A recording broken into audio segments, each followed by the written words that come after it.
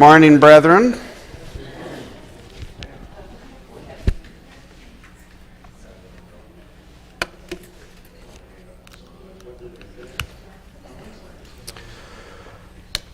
We're going to wrap up the Song of Deborah in Judges 5.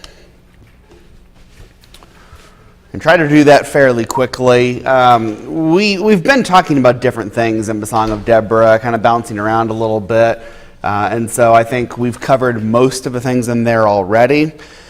Mostly what I want to kind of finish up by noting some details about the battle. The song starts talking about the actual battle in verses 19 through 23.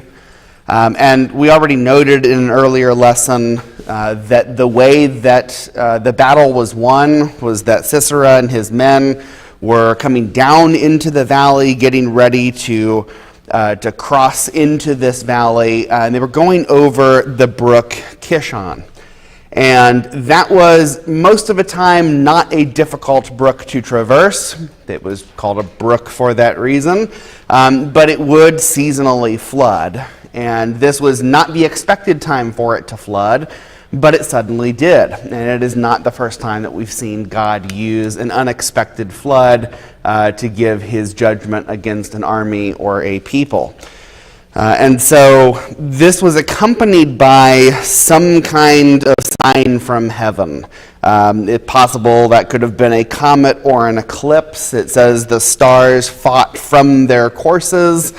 It's a little unclear as to what exactly that means, but it was clear that there was divine intervention going on and that the army was being attacked by God and not just by a freak thing of nature. There was a curse against Meroz that is talked about here. We don't know exactly what that city was. It's difficult to identify it. Contextually, it's got to be some nearby Israelite city that didn't help the army. So remember, we already talked about how some of the tribes sent men to fight and some of them didn't. Meroz evidently did not help at all, even though they were in position to do so.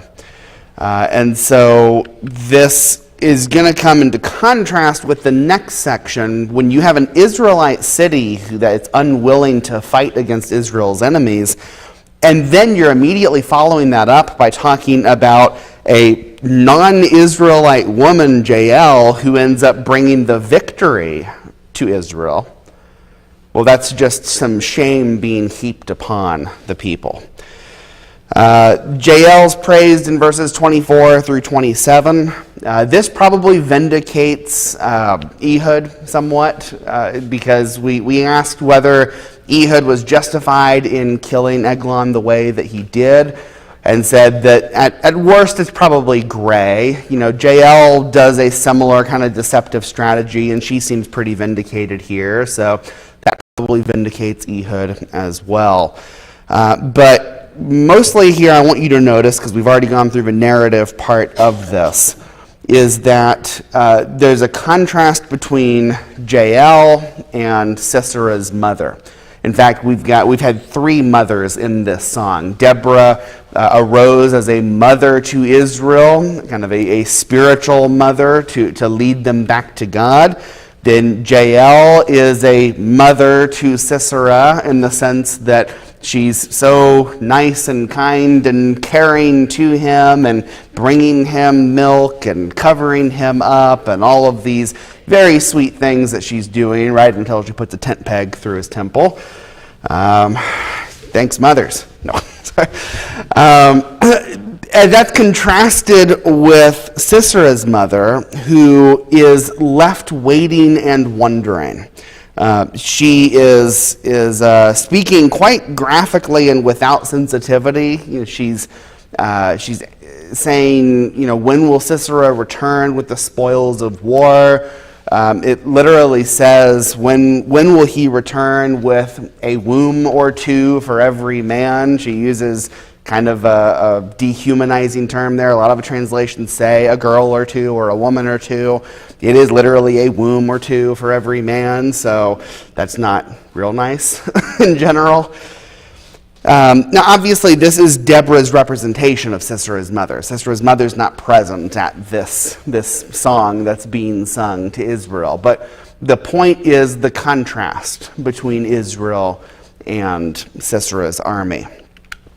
It speaks to the evil of the Canaanites that God had liberated them from.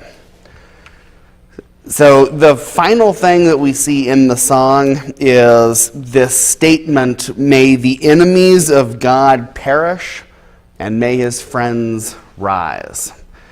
And that sounds very nice, and it is nice, and here it is worked out that God's enemies have perished and Israel has risen back up.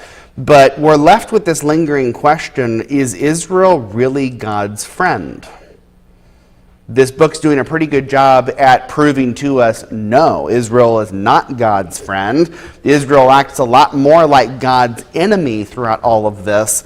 And if they're calling upon God to make his enemies perish, that's going to bode ill for them in the remainder of this book and in Israel's history in general going forward. The result of all this is they get rest for 40 years. Again, that generation of rest before we will see another oppression. Is there anything else you wanted to bring up? Yes. Becca? When it talks about the white donkeys, over in chapter 10, there's another judge, Jair, and he has 30 sons who ride on 30 donkeys. And then in Zechariah 9:9, it talks about the coming Messiah who will be humbled and mounted on a donkey, on a colt, the foal of a donkey. And then we find that the first time it's brought up in Matthew 21:5, when Jesus makes his triumphal entry into Jerusalem riding on a donkey. Yes. Thought those were interesting. Yeah, so we get some connections with the way donkeys are represented throughout this book and throughout the Bible. They're working animals. They're ordinary animals. The white donkeys, like we mentioned, but those tawny donkeys are specifically kind of a rich man's donkey, and then the others we see are not that so much. But that was an indictment against the wealthy merchants for being satisfied with the status quo so long as they were making money. But we do see the donkey show up some more later on. What else did you want to bring up about the Song of Deborah?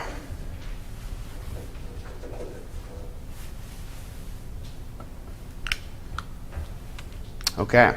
Let's look at Gideon. Chapter 6. The story of Gideon covers chapters 6, 7, and 8. This is continuing the trend that we have seen about the stories getting longer and more detailed, particularly because the judges are getting more complicated. And I keep saying it, I'm going to keep saying it for you. The stories of these judges are the story of Israel, not just the stories of individual people. It's a curated history helping us to understand how Israel is sinking deeper into sin. So we started with Othniel being this very righteous judge, and now we've come all the way to Gideon, who has significant problems. Remember, Deborah and Barak, that was the first time that we had the work of a judge being split up across multiple people, and Barak, who's really supposed to be the judge, being extremely hesitant, not really providing any real spiritual leadership. The most we see him do is participating in the Song of Deborah. But it is Deborah's song, not Barak's. And the earlier judges made their own pleas to the people to come back to God. Barak doesn't really do that. Gideon's going to become even more complicated. So once again, we see Israel do what was evil in the sight of the Lord. There's an abrupt contrast there. Chapter 5 ended with the Song of Deborah saying, "May the enemies of the Lord perish." And now chapter 6, verse 1, Israel has done evil in the sight of the Lord. That's not ominous at all. It's going to create some tension here. And in fact, we're going to see God react a little bit differently to the people than he has in times past. So question number 1, what were the Midianites doing against Israel? What form did their oppression take this time? They would destroy their produce, and animals would come in and destroy everything. Okay. Yeah, so we've got 7 years of Midian overpowering Israel. They're coming and destroying the produce, or either destroying or capturing it, taking it, either way. They are also killing or taking the livestock, the animals that Israel has. They're in a lot of trouble here because all of their food, all their produce is being taken. So what were the Israelites forced to do? They're hiding in the mountains. They're hiding in caves. They're not acting like people who own this land. They're hiding like nomads. And in fact, there's a reversal here because the Midianites were a nomadic people who normally would take shelter in caves and move about from place to place. And we now see them reverse. The Midianites have their establishment in the land. And then it's Israel who's forced to hide in the mountains and hide in the caves. They're the ones who are suffering without food and trying to get food grown in secret. We'll see some of that happen with Gideon momentarily. It says Israel was brought very low. This is a lot worse than the oppressions we've seen in times past. It is not just that they have lost people to military attacks. It is not just that they are being forced to pay a tribute to another people. It is now that they are struggling to survive. They're struggling to even get food to eat. And so it says Israel is brought very low. So Israel cries out to God. And question number 2, what does God do this time when the people cry out? Send them a prophet. Sends them a prophet. A prophet first, before a judge. In a way, this is a little bit like Deborah and Barak, but it plays out quite differently. So raises up a prophet to send them a message. What is the message? Disobey. Yeah. This is really the first time that we've not seen a very hopeful message coming from God. In times past, Israel has cried out to God, and God has raised up a judge to tell them, look, you need to come back to God, and then he will bless you, then he will deliver you. Let's go fight against these people, and let's be faithful to God. The first thing God does here is he sends them a prophet that says, you brought this on yourself. And that's kind of it. This is an uncomfortable moment. Because this is not really giving them light at the end of a tunnel. This is not really giving them any sort of hope to rely on. It's just saying, you did this. You were disobedient to God. The prophet tells them, and we're not even given the prophet's name here, but the prophet tells them, God has been faithful to you for generations, and you can't be faithful to him. So this is happening because of your sin. And that's an important thing for God to clarify for them. You would think he wouldn't need clarification. But even Gideon is not going to understand that very well. Therefore, the people as a whole probably do not understand it very well. So we come across Gideon. What is Gideon doing in verses 11 through 13? Threshing wheat. He is threshing wheat. That seems like a very normal thing to do. Where is he threshing wheat? In a wine press. In a wine press. That is not a normal thing to do. Why would somebody be threshing wheat in a wine press? To hide. Yeah. Remember, Midian's been coming in and stealing food or destroying food. And they've managed to grow some wheat without it being taken or destroyed yet. But now we've got to get it, threshed, and we've got to get it, bundled up and ready to go, ready to be consumed. We got to hide this. We got to go into a wine press. The Midianites aren't going to look in a wine press. It's a different season, and so they're not expecting anything to happen in a wine press right now. They would expect to see something happening on a threshing floor. But Gideon is able to hide this and to try to get some food. This is going to give us an idea of how bad things were for Israel.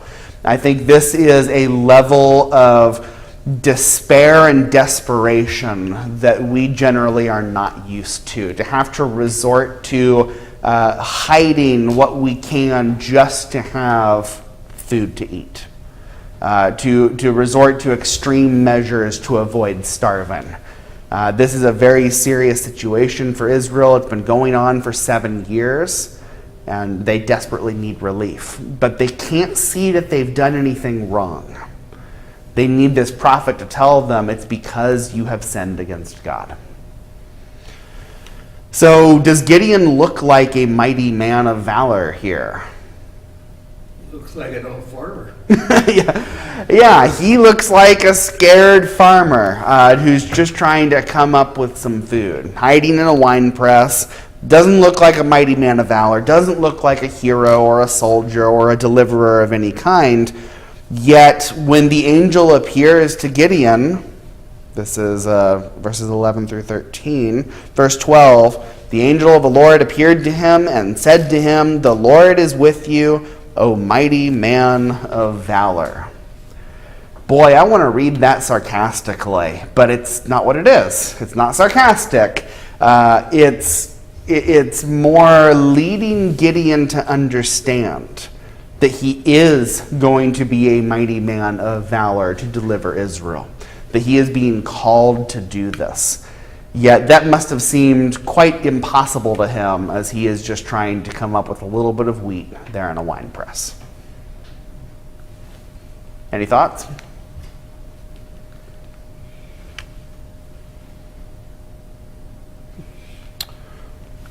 It says, if you're for us, how come all this bad stuff's happening to us? Yeah, so that's question 4 there. Gideon's response, he says, if you're for us, if God is for us, why has all this bad happened to us? Now, this is already after a prophet has come and told the people this is because of your sin. And this is our deliverer. This is the hero of this story who's going to ask God, why have you betrayed us? Why have you turned your back on us? Well, I think it's a valid question, right? I mean, he says, if the Lord is with us, then why has all this happened to us? Yeah. And I think the answer is the Lord was not with them. Yeah. That's why all those things have happened. Right. And the difference is, the response is, and now I am with you. Yeah. I am with you. I am calling you to do something different here, and I will be with you to deliver you from Midian. It is a valid question. It's, but still it strikes me as strange somewhat from Gideon. Because it seems like to me if he understood well enough, then he would have said, something like, let us return to you, and Lord, we need you, we need your help, we need you to be with us, let's drive out the Midianites. Whereas here he only really gives this question of, if you're with us, why is this happening to us? He should know why it's happening to them. Now, whether he wants to ask God, are you really with me? That could be a valid question. God's not given them much reason to know that he's going to deliver them just yet. So it is a valid question to ask, are you really going to deliver us, or are you sending me to my doom? But we'll see that Gideon is overall pretty hesitant. Mark and Lisa. Well, doesn't this speak to everybody in this room as well? I mean, Oh, yeah. he tells them in verse 10, fear not the gods of the Amorites, in whose land you dwell, but you have not obeyed my voice. They've Yeah. been afraid, they've been hiding, they haven't been looking to God. Yeah. And this is why he doesn't understand it, because he doesn't understand that because of their idolatry, God has rejected them. He doesn't understand anything. So it does make sense that he would ask that question. Right, yeah. And remember, they had a very regional concept of gods, in that, that Yahweh was the God of the Israelites, and Baal was the God of some of these other peoples around them. And for whatever reason, Baal has overpowered Yahweh, is what they're thinking. And so the people routinely are turning back to Baal because of the pressure of the other peoples around them, but also because they probably thought, hey, Baal's pretty strong. He keeps conquering us. He keeps conquering our God, is what they're thinking. And they're not realizing that they keep getting conquered by people who worship Baal because they keep leaving God. They've got it all twisted around backwards. Lisa? Well, Gideon's the youngest child of his father. Mm-hmm. So I think he's not a real mature person. And again, we're looking at that okay, it's easy for me to say, generational experience or worldview. He wasn't around probably for Deborah and Barak. And Yeah. he wasn't around when God was with him. And he barely, probably, 7 years after that peace had ended, and probably they were getting progressively more wicked throughout that 4 years. Hasn't really seen much, of God within Yeah. the community of his people. And we get the same thing today. Well, if God's so good, why? Whatever. We hear it all the time, even now, when people turn their backs on God, and then they want to know why anybody would believe in God when all this bad stuff happens. Yeah. So it's not something new, it's something that generationally has gone on for all the way back to Joshua, and probably Yeah. before. Yeah, it's easy for us to blame God for when things go wrong in our lives, when so many times it's the consequences of our own sins, the consequences of our own choices. We say, why is this happening to me? Why isn't God taking better care of me? And God's saying, I told you how to avoid this. I told you how to make this not happen, and you didn't listen. What did you expect?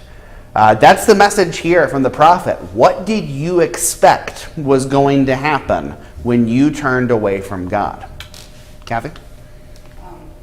I just wanted to mention, what came to my mind was about the chariots of iron when they got stuck in the mud because of the rain, and Baal is a rain god. Right. And so there might have been a little confusion there as, is this our God, Jehovah, or is this Baal, the rain god? Yeah, and that was supposed to be God overcoming the Canaanites with what the power that their God supposedly had. But you see how easy it is for people to misinterpret and to twist what happens in their lives to be an indictment against God, or to be an acceptance of some other God, some other philosophy, whatever the case may be. We see people do that all the time. We do it all the time. We twist the events in our lives until God is the villain and sin is somehow the blessing in our lives. And we just miss that God has the best way, the only way for us. So Gideon has asked this, a question that on one hand is legitimate in needing to know that God is going to be with him. If God's calling him to do something, Gideon needs to know what's changed. And on another hand is a sign of weakness and a sign of a lack of relationship with God, in that he doesn't even understand why these things have happened to them. And what is the response that he gets?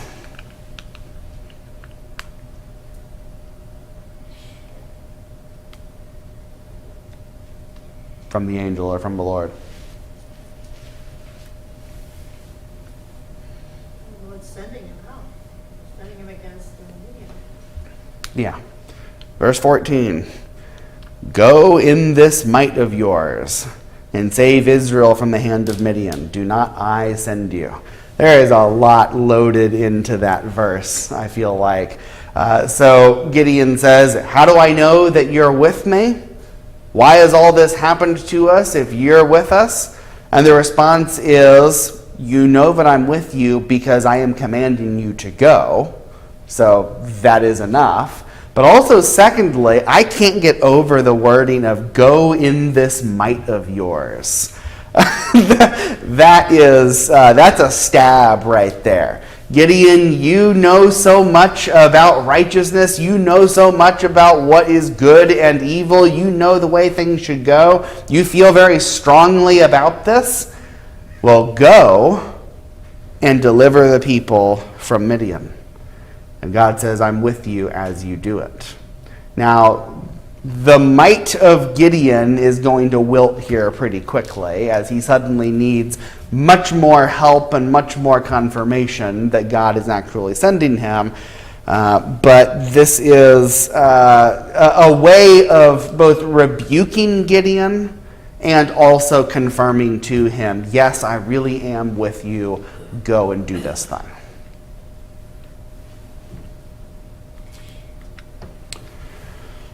So, Gideon, like I said, Gideon's might wilts when he hears that. He's now suddenly not so willing to just charge forward and deliver Israel from Midian. And he starts giving excuses. He says, please, Lord, how can I save Israel? Behold, my clan is the weakest in Manasseh, and I am the least in my father's house. He has lots of reasons why this isn't going to work. He is nobody important. He is nobody particularly powerful. He is not an influential man in Israel, nor even an influential man in his tribe, not even an influential man in his family. So this is not going to go well if he's got to lead the people as an army against Midian. Nobody's going to listen to him. He doesn't have the power and the expertise to do such a thing. What is God's response to build Gideon's faith? He tells Gideon he will be with him. So once again, I will be with you. You shall strike the Midianites as one man. That Israel will be able to unite to do this under Gideon's leadership if he calls them to do it.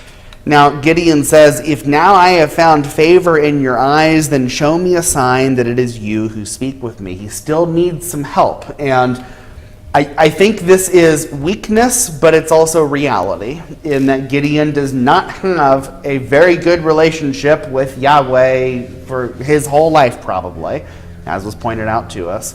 We're going to see that his family they're not exactly, ardent worshipers of God or anything. So he does not have a lot of faith and trust in God, and so he needs some faith building. And God uses this as an opportunity to do just that, to build his faith. So he's saying, let me bring a present, bring an offering, and set it before you. And the angel says, I will stay till you return. So what does Gideon bring back?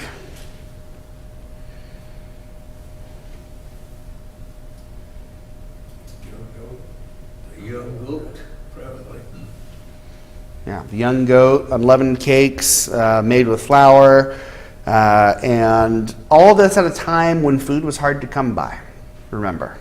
So this is some expression of, if not faith, at least hospitality, and at least trying to have some faith, maybe faith. But he's bringing this to the angel. And the angel says, take the meat, take the unleavened cakes, put them on this rock, pour the broth over them. And what does the angel of the Lord do now to build Gideon's faith? Excuse me? Consumes it with fire. So takes his staff, touches the tip of it against the offering, and fire bursts out from the rock and consumes the offering. That's quite a sight, especially after it's been drenched in this broth and is now all sopping wet. But fire coming from the rock to be able to consume it. Then, what does the angel do?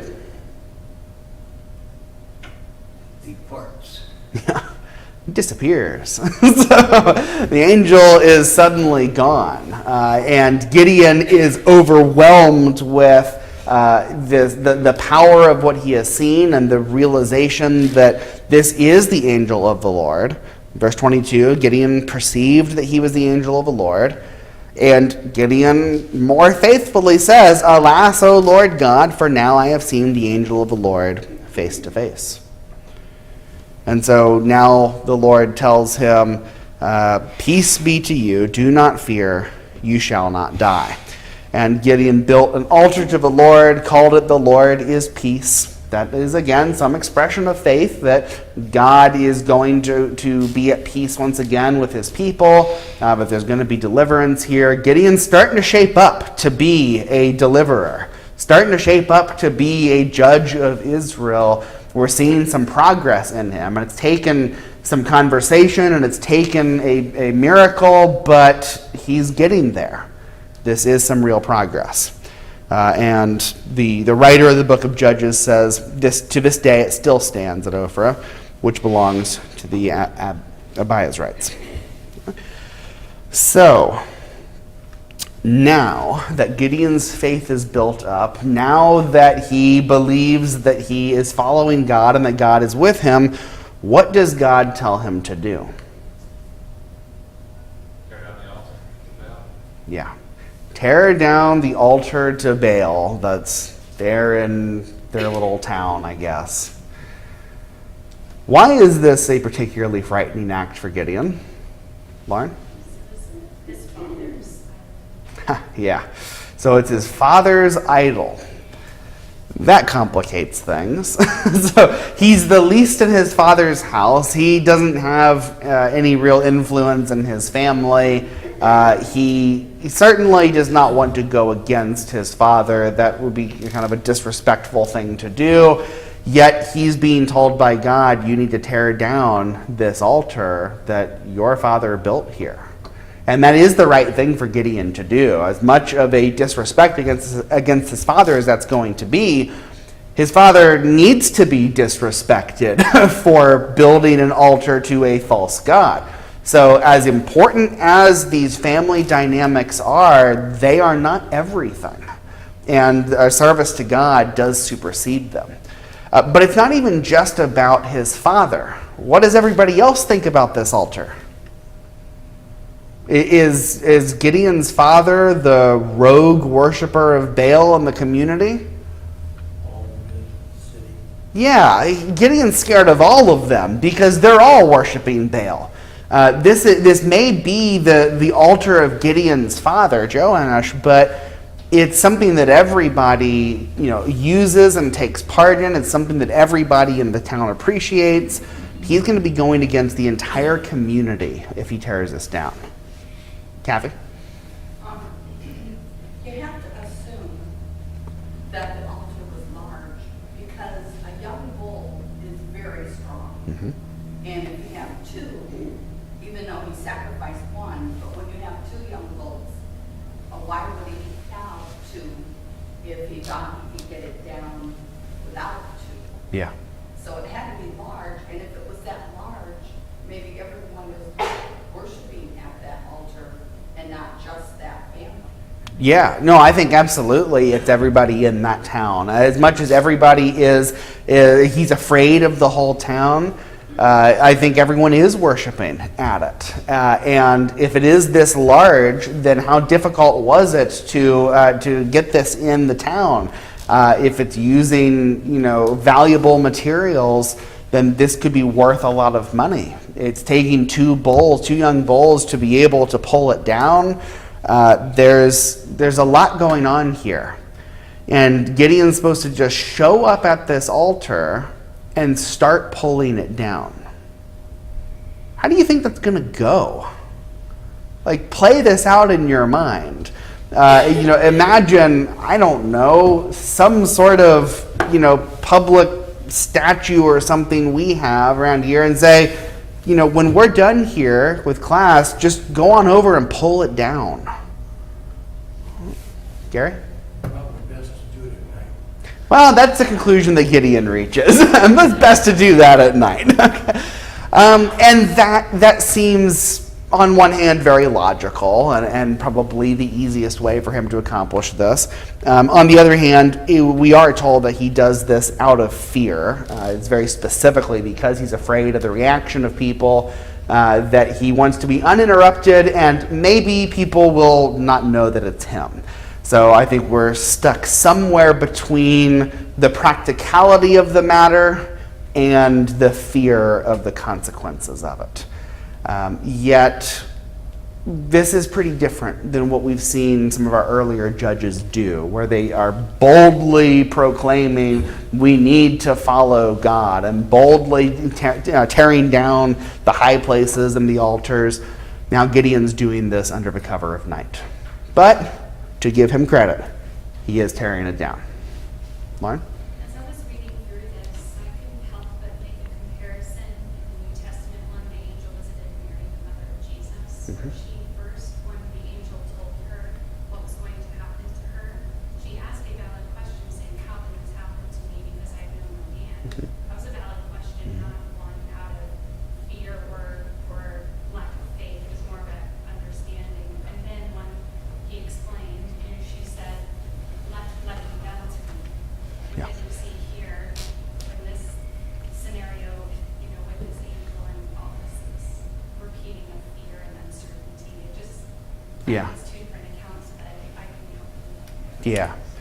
I think that's a good analysis. Like, I have some criticism of Gideon in this chapter, but also we can try to be realistic and we can give credit where credit is due, because he is processing a lot right here. And for somebody who has not spent his life worshiping God, he actually comes around fairly quickly, all things considered. So Gideon is not the embodiment of all evil, nor is he a completely worthless judge. He does come around to doing what he's supposed to do. He asks for a lot of help along the way, a lot of confirmation. This is not the last time that he will ask for more confirmation. But he does keep pressing forward. My criticism of Gideon, however back and forth it is here, grows as we get deeper into this story for sure, because Gideon's going to be, I mentioned this in the email, but Gideon's going to be the first judge to undo his own work. And that's hard to justify at all. Mark? It's interesting to read about the way he thinks about himself, that at least whoever, anybody. But then, in this instance, he convinces 10 other guys, we're going to go tear down my dad's altar. Yeah. And so you see, he can lead. Right. And I don't know if it's faith or if it's just he was overstating what he really thought about himself, or he was just being hyperbolic or whatever. But if a guy came and said to me, "Hey, we're going to go wreck this over here. It's going to destroy people. The perception will be it's going to destroy everybody's life." That would take a fairly strong leader to get me to do that. Right. That's a good observation. As much as Gideon is downplaying his own ability, he does do more than you would think. I'm getting some Moses vibes out of this, right? Like Moses is like, oh, nobody's going to listen to me, and I don't have any ability to lead. And then he does. Aaron?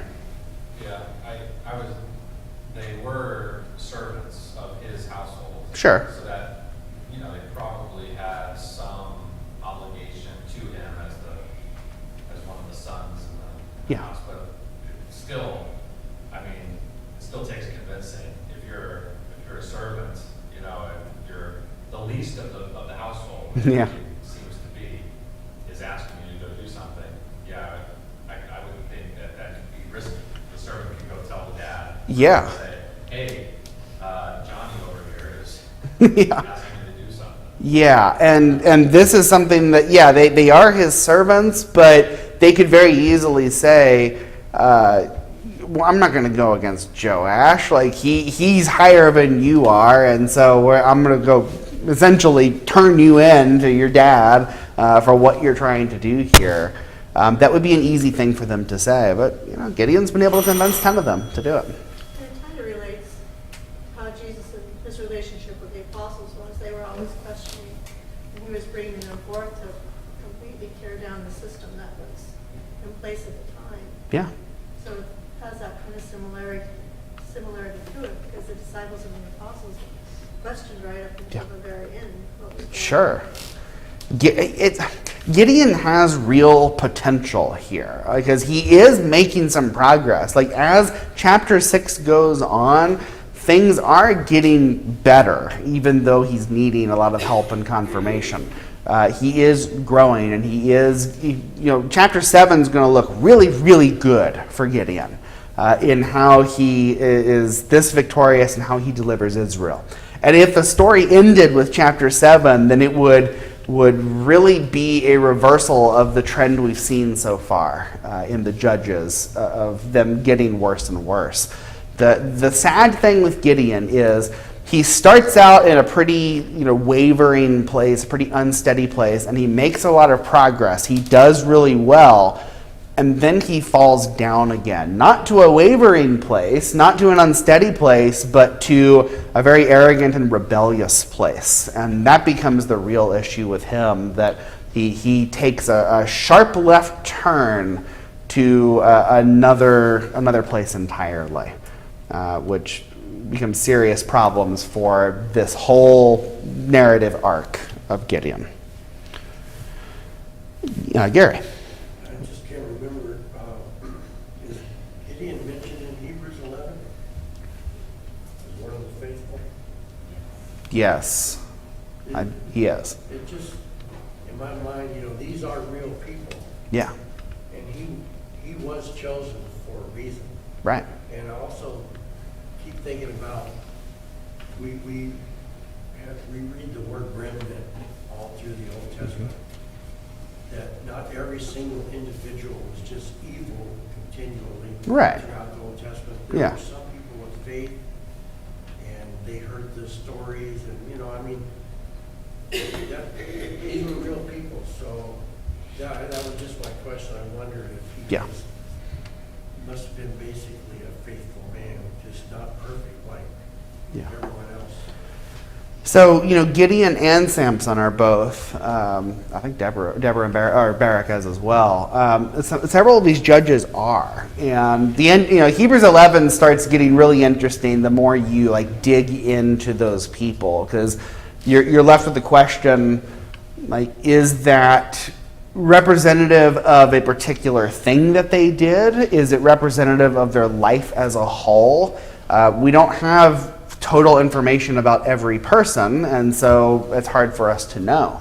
The way Gideon's story is told and Samson's story is told is they're on a pretty good downward arc, down to their death.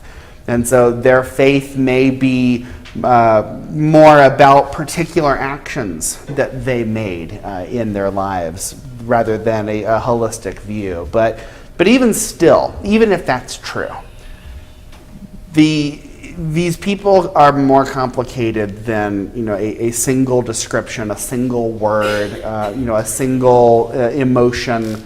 Gideon has a whole arc. He has a path to his life, and he is growing and falling at different times, and he can grow and change like we all do. And seeing how he does that is instructive to us. So question number 7, what were the people going to do to Gideon? Because they do find out that he's the one who tore the idol down.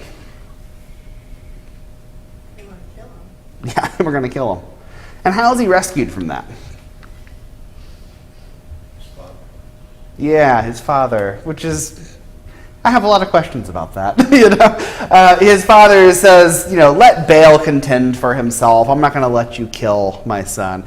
This is his father's altar. So this isn't really, I think, an expression of Joash's supreme faith in God and knowing that Baal is not a real God. I think this is Joash more or less trying to rescue his son from what, some dumb thing he's done as far as he's concerned. But what he says is true. Let Baal contend for himself. He can't do anything. So you don't need to kill Gideon. Very interesting that plays out that way. Okay, next week we'll do a last question on how God builds Gideon's faith again, and then we'll launch into chapter 7 on the actual deliverance.